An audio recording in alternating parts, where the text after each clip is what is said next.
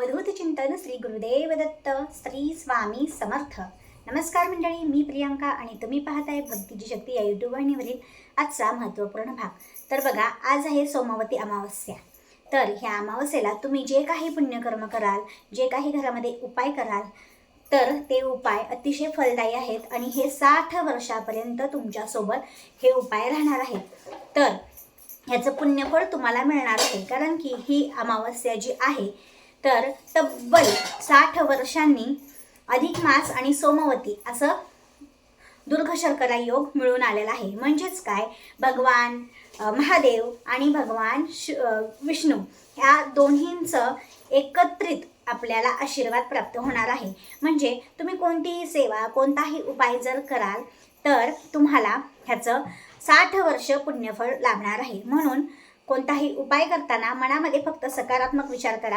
बघा, आपण एखादी गोष्ट करत असेल ना, तसंच त्या गोष्टीवर जर आपल्या मनात जे गोष्ट राहणार आहे ना, म्हणजे हा उपाय केल्याने मला इच्छित फळ मिळणार आहे, तर इच्छित फळ मिळतं. जर तुमच्या मनामध्ये शंका कुशंका राहणार आहे तर ते काम पूर्ण होत नाही. म्हणून मनामध्ये सकारात्मक विचार करून कुठलेही कार्य करत राहा. तर बघा, सोमवती अमावस्या आहे तर बरेच जण बरेच उपाय सांगितले जातात. तर आपणही सकाळी उठल्यापासून प्रत्येक स्त्रीने काही ना काहीतरी उपाय केलेच असतील. म्हणजे ही जी अमावस्या होती ती द्वैत होती, म्हणजे काल आणि आजही आहे. तर कुणी काल केला असेल तर कुणी आज केला असेल, पण कुणाकडून अजूनही ही सेवा घडलीच नसेल तर अवश्य करा. ती म्हणजे उंबरट्याबाहेर हळदीचं लेपन करा आणि एक दिवा प्रज्वलित करा. ह्यामुळे तुमच्या घरामध्ये माता लक्ष्मी अखंड निवास करते.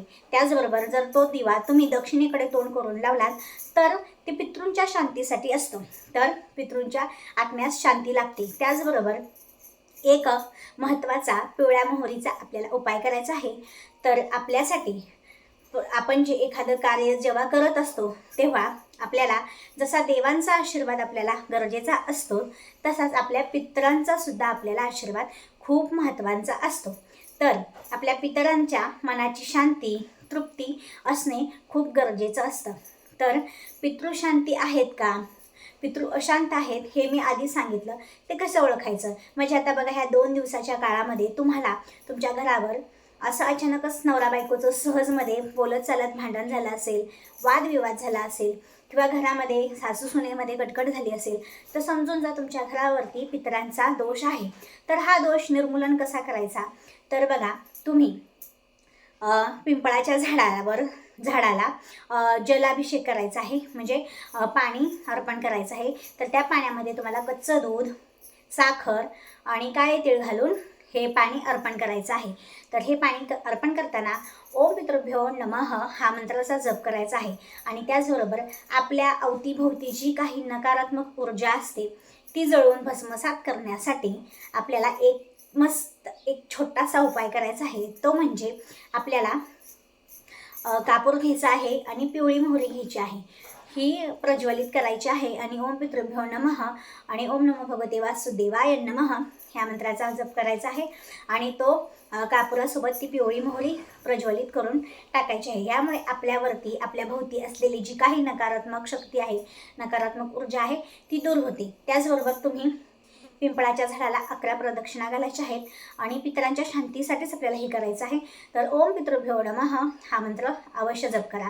त्याचबरोबर दिवसभरात तुम्हाला अजूनही जमलंच नसेल तर देवापुढे दिवा लावून ओम नमो भगवते वासुदेवाय नमः या मंत्राचा नामस्मरण करा. बघा, अधिक मासातील हा शेवटचा दिवस आहे.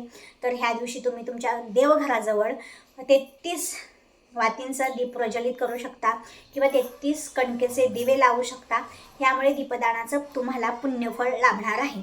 भगवान विष्णूची पूजा करून 33 दीपांचं प्रज्वलन करा आणि हा शेवटचा दिवस आहे. ह्याचं पुण्यफळ तुम्हाला 60 वर्षापर्यंत राहणार आहे. तर अवश्य, अजूनही तुम्ही ह्या गोष्टी केल्याच नसतील तर अवश्य करा, कारण की अधिक महिन्यात केलेल्या पुण्यकर्मांचं फळ हे तुम्ही अजून इथून पुढचे 60 वर्ष तुम्हाला हे पुण्यफळ प्राप्त होणार आहे. म्हणून नक्कीच ही सेवा करा, कारण की पुन्हा आणखीन 3 वर्ष तुम्हाला वाट पाहावी लागतील अधिक मास येण्यासाठी. मग ही शेवटची संधी, शेवटचा दिवस अजिबात चुकवू नका.